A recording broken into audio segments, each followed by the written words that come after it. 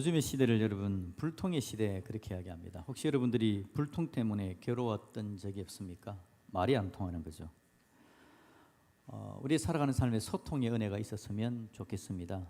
삶에 그런 은혜가 있으면 참 좋겠죠. 제가 언젠가 한 세미나에 참여했는데 강사님이 그렇게 이야기합니다.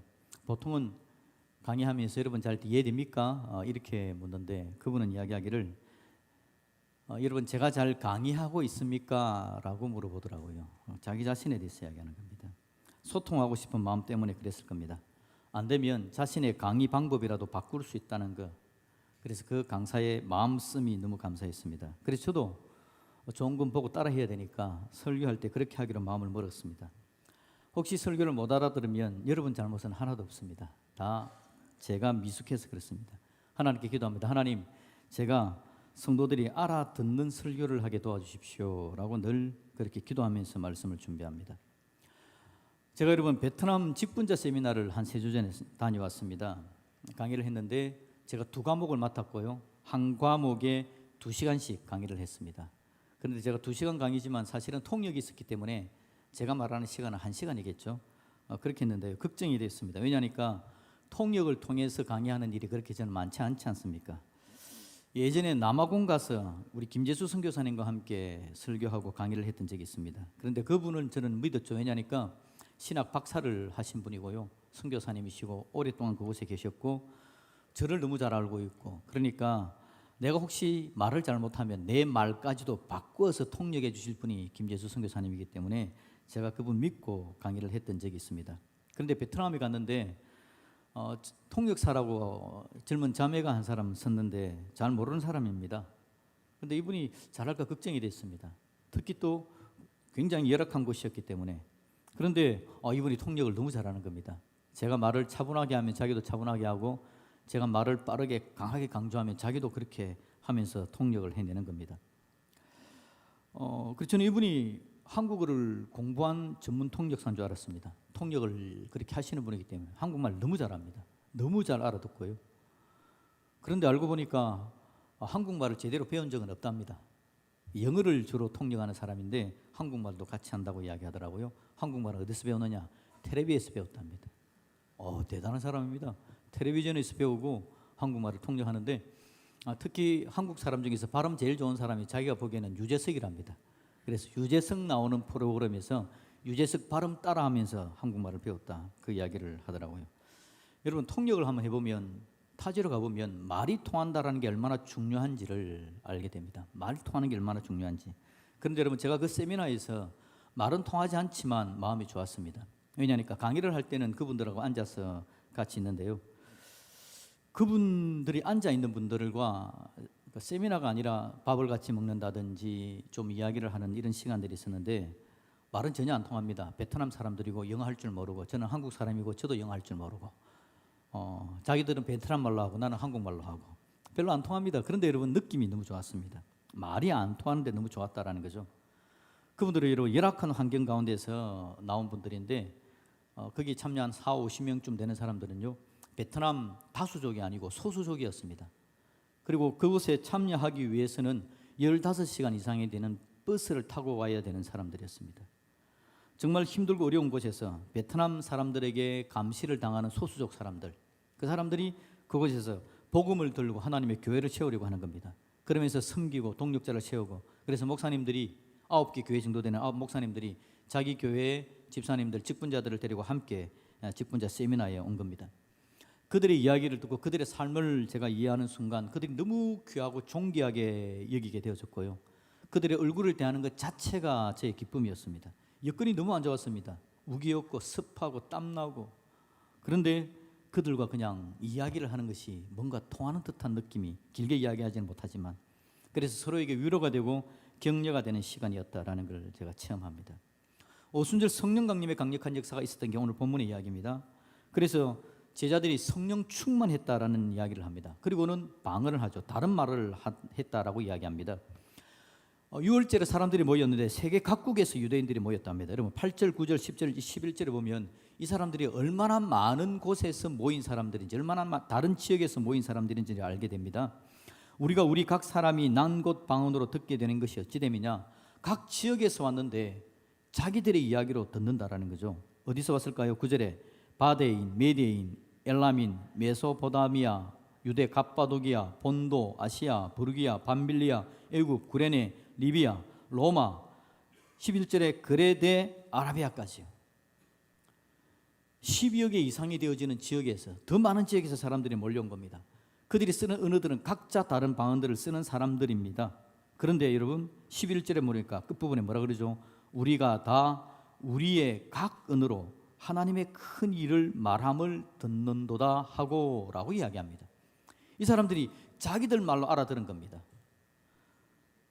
바데인은 바데의 말로 알아듣고, 메데인은 메데 말로 알아듣고, 엘람 사람은 엘람 사람의 말로 알아들었다라고 이야기하는 겁니다. 도대체 여러분 몇 개 말을 하게 된 겁니까? 성령이 충만했을 때 말을 하는데 그 말이 각 곳에서 난 사람들의 난 곳 방언, 각자의 언어로 들렸다라고 이야기를 하는 겁니다. 세상에 너무 신기한 일이 벌어진 거죠. 각자가 자기의 나라 말로, 자기 언어로 하나님의 큰 일에 대해서 듣게 되어졌다라고 이야기합니다. 저는 이게 여러분 하나님의 성령님의 큰 배려, 하나님의 은혜라고 생각합니다. 요즘 여러분 스마트폰이 너무 잘 되어 있습니다. 이제 앞으로 여러분 제가 혹시 베트남에 세미나 하러 가도 통역사가 없어도 될 가능성이 있습니다. 스마트폰이 알아서 다 해줄 가능성이 있습니다. 제가 말을 하면 스마트폰이 실시간으로 통역을 해주는 겁니다. 제 폰이 여러분 삼성폰인데 그렇게 썩 좋은 편은 아닙니다. 그런데 그 베트남 분들과 함께 이야기를 할 때요, 그냥 제 폰에 있는 통역 기능을 한번 켜봤습니다. 통역 기능. 저 사람들이 막 이야기하는데 한글로요, 자꾸 막 뭔가 막 적히는데 정확하지는 않지만 크게 그 사람들이 무슨 말을 하는지 대의가 통하더라고요. 목사님들이 나와서 간증하는 시간이 있었거든요. 간증은 통역을 안 해줬습니다. 그래서 제가 안 들리니까 그걸 한번 켜놓은 거죠. 그 사람들이 한 이야기가 스마트폰으로 막 대충은 들려주더라. 아, 무슨 이야기인지 대충 알아듣겠다. 좋은 시절입니다, 여러분. 너무 좋은 시절입니다. 학생들 혹시 있습니까? 영어 안 해도 될 가능성도 있습니다, 지금 우리나라. 그런데 여러분, 우리는 같은 나라에 삽니다. 우리는 같은 말을 합니다. 말의 내용은 알아듣습니다. 그런데 우리끼리 이렇게 이야기하죠. 말이 안 통한다고. 우리 집사람하고 말이 안 통한다고. 우리 남편 진짜 말 안 되는 사람이다. 말이 안 통한다. 저 사람하고는 진짜 말이 안 통합니다. 친구끼리, 가족끼리, 직장 동료들끼리 우리가 늘 하는 이야기가 말이 안 통한다라는 말을 하면서 살아갑니다. 난립니다. 어렵고 힘들고 아픔이 그 속에 꽉 베어져 있는 거죠. 부모가 하는 말을 자녀들이 말이 안 통한다 그럽니다. 자녀들이 하는 말을 들으면 부모가 진짜 말이 안 통합니다. 억장이 무너진다 막 이런 이야기를 하죠. 그건 여러분 생각이 다르기 때문에 그렇습니다. 사람들끼리 각자 생각이 다릅니다. 그러니까 우리가 말이 안 통한다라는 말을 하는 거죠. 말이 좀 통했으면 좋겠다라는 생각이 듭니다. 우리 세대들끼리, 우리 이웃들끼리, 우리 성도들끼리 말이 좀 통하는, 그래서 오순절 성령 강림의 강력한 은혜로 말이 통했다면 우리에게도 좀 새로운 방언이 필요하지 않을까. 새로운 방언이. 저 여러분들의 가정에 남편들에게 아내들에게 새로운 방언의 은혜가 있기를 주님의 이름으로 축복합니다. 좀 알아듣는 그런 가정이 되었으면 좋겠습니다. 오순절 성령 강림은 여러분 강력한 하나님의 은혜의 역사가 넘쳐나진 시기입니다. 교회가 시작되어지고요, 하나님의 나라가 발전하고 획기적인 사건들이 일어납니다. 제자들은 여러분 성령으로 변화되어집니다. 복음으로 변해졌기 때문에 삶이 바뀝니다. 그들의 삶에 힘이 있고 능력이 있습니다. 이날에는 자기중심적인 삶을 살았는데 하나님의 은혜를 알고 하나님의 말씀을 나눌 줄 아는 사람으로 제자들이 바뀌어지죠. 그렇게 제자들이 나아가니까 제자들로부터 말씀을 듣는 사람들이 회개하고 예수님을 믿고 주로 고백하는 엄청난 역사가 나타납니다. 그렇게 모여든 사람들이 함께 모여서 초대 교회를 만들고요, 하나님의 나라가 발전하는 엄청난 시절이었습니다. 그 엄청난 시기에 하나님께서 오늘 방언을 주셨다라는 겁니다. 하나님의 놀라운 은혜입니다. 방언. 오늘 본문에 나오는 방언은 어떤 말이냐? 다른 말이라고 이야기해서 그냥 방언이라고 이야기하는데요, 우리가 소위 말하는 기도의 방언과는 다릅니다. 기도의 방언은 어떻죠? 사실 여러분, 방언의 특징, 기도할 때 우리의 방언의 특징은 내가 말하는 걸 내가 모릅니다. 다른 사람들도 내가 방언하는 소리를 들으면 무슨 이야기를 하는지를 모르는 게 우리의 방언입니다. 기도할 때 방언이죠. 그런데 여러분, 오늘 본문에 나오는 다른 언어, 방언은요, 너무너무 또렷하게 들리는 방언입니다. 심지어 각 나라, 다른 나라에서 온 사람들이 자기 나라의 말로 알아들을 만큼의 뚜렷한 말, 이게 바로 오늘 오순절 성령 강림 때의 새 방언이었다라는 거죠. 이런 오순절 성령 강림을 이야기할 때 구약 성경의 한 사건을 꼭 신학자들이 함께 이야기합니다. 여러분, 그림을 보시는데요, 바로 창세기 11장의 바벨탑 사건입니다. 바벨탑 사건. 하나님께서 죄를 너무 많이 짓는 노아의 시대에 물로서 심판합니다. 그런데 노아와의 가족들 8명이 모여가지고 새로운 인류가 시작되어지는데, 그 자녀들 이어져가면서 또 이들이 죄를 짓기 시작합니다. 하나님으로부터 마음을 떠납니다. 하나님께서 하지 말라는 거 합니다. 하나님은 생육하고 번성하고 땅을 다스리고 이런 하나님의 명령을 허락해 주셨는데, 그들은 이야기하기를 우리가 다음에 또 홍수가 나면 그 홍수로부터 피할 수 있는 탑을 쌓자, 하나님만큼 높아지자. 그래서 바벨탑을 쌓는 겁니다. 하나님을 경외하지 않습니다. 사람들이 가진 죄성의 총집합체가 바벨탑입니다. 이걸 지어가는 거죠. 하나님보다 멀어지는 겁니다. 더 멀어져가는 그들의 모습이었죠. 그때 하나님께서 어떻게 하죠? 하늘로부터 하나님이 내려오셔서 그들의 언어를 다르게 만들었다라고 이야기합니다. 그래서 사면으로 사람들이 같은 방언들끼리 흩어지게 만들어버렸다라는 거죠. 이게 여러분, 사람들의 죄의 결과입니다. 죄의 결과가, 그래서 하나님의 심판이 뭐냐니까 사람들의 언어의 불통입니다. 말이 안 통하는 겁니다. 관계가 단절되어지는 거죠. 이게 여러분, 사람들의 죄로 말미암아 나타나진 사건이었습니다. 사실 이 일은 에덴 동산부터 나타났었죠. 아담이 죄를 범합니다. 하나님께서 너 왜 그랬니? 라고 이야기하니까 창세기 3장 12절 말씀에 하나님이 주셔서 나와 함께 있게 하신 여자, 그가 그 나무 열매를 내게 주므로 내가 먹었나이다 라고 이야기합니다. 여기서 아담은 싸잡아서 하나님과 여자를 비판하는 겁니다. 하나님 당신이 주신 여자, 하나님 당신이 주신 사람이 문제고요, 하나님 당신이 주신 그 여자가 문제입니다. 나에게 선악과를 줘서 내가 먹게 됐잖아요. 나의 문제는 하나님 당신과 그 여자의 문제입니다 라고 이야기를 하는 겁니다. 죄는 하나님과의 관계를 단절시킵니다. 죄는 사람과의 관계도 단절시킵니다. 죄는 사람과 자연과의 관계도 단절시키는 게 바로 죄였습니다. 죄는 모든 관계를 끊어놓는 겁니다. 그런데 오순절 성령님께서 오셨을 때에 이 모든 사건이 역전되어지는 정반대의 현상이 일어납니다. 끊어지고 단절됐던 모든 것들의 소통이 일어납니다. 난곱 반응으로 말해줌으로 말미암아 하나님의 큰 일을 듣는데 아무도 끄리낌이 없는 겁니다. 모두가 다 그 이야기를 뚜렷이 알아듣게 되어지는 거죠. 오순절 성령님 강림하셨을 때 모두가 다 죄를 회개합니다. 예수님이 드러납니다. 이웃들과 함께 사랑을 요하는 모습들이 나타나게 되어지는 거죠. 말이 통합니다. 듣는 사람을 위해서 그들의 언어로 말을 했다라는 겁니다. 오순절 방언의 특징, 알아듣든지 말든지 그냥 내가 내 이야기를 쏟아내는 이야기가 아니었습니다. 오순절 방언의 특징은요, 사람들이 알아듣게 하는 방언이었습니다. 그의 언어로 말합니다. 그의 상황에 맞게 말해줍니다. 내 생각만 말하는 것이 아닙니다. 상대를 생각하면서 말합니다. 그의 처지를 보고 말하고 그의 환경과 여건을 보면서 말합니다. 그의 마음을 만져주면서 이야기하고 역지사지합니다. 처지를 한번 바꿔놓아 보는 겁니다. 성령님은 여러분 은혜를 다하셔서 저와 여러분들에게 새 방언을 줄 수 있는 분이 바로 우리 성령님이신 줄로 믿습니다. 우리에게도 새 방언이 좀 있었으면 좋겠습니다. 내 말을 쏟아놓는 이야기가 아니라 상대를 생각하는 이야기, 상대를 배려하는 이야기, 그와 소통하고 싶어하는 이야기, 그런 마음으로 나아가는 성령님의 새로운 방언이 저와 여러분에게 꼭 필요하지 않습니까? 우리 성령께서 그런 은혜를 저와 여러분에게 허락해 주시기를 주님의 이름으로 축복드립니다.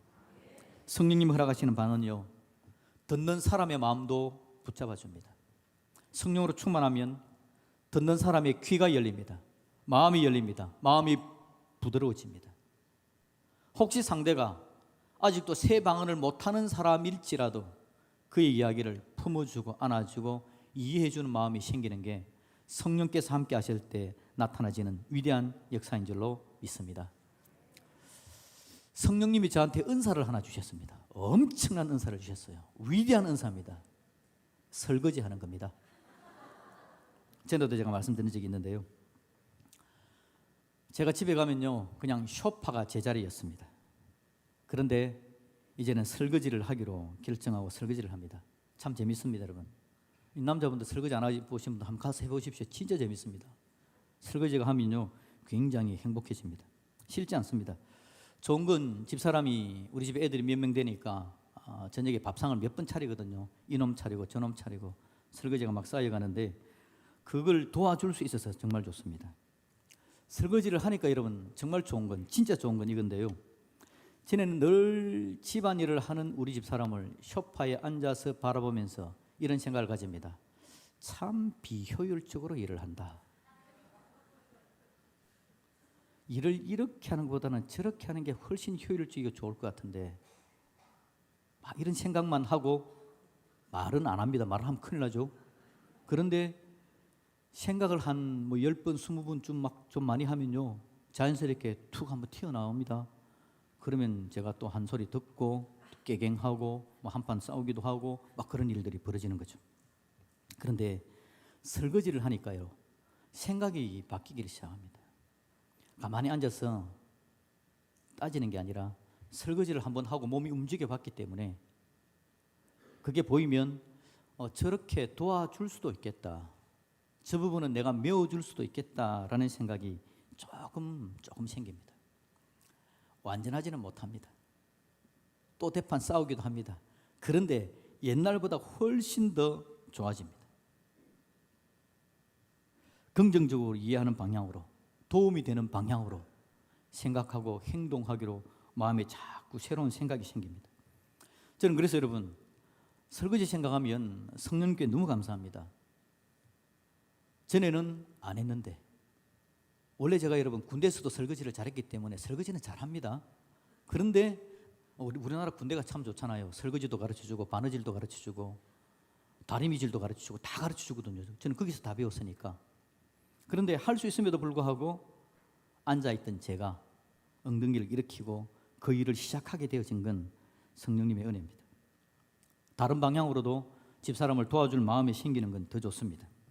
물론 아직 문제가 많지만 내 생각이 굳어지지 않게 만들어주시고 내 생각이 열려지게 만들어주셔서 뭔가 다른 것이 들어올 때 거부하는 게 아니라 받아들일 수 있는 마음이 되어진 게 너무 감사합니다.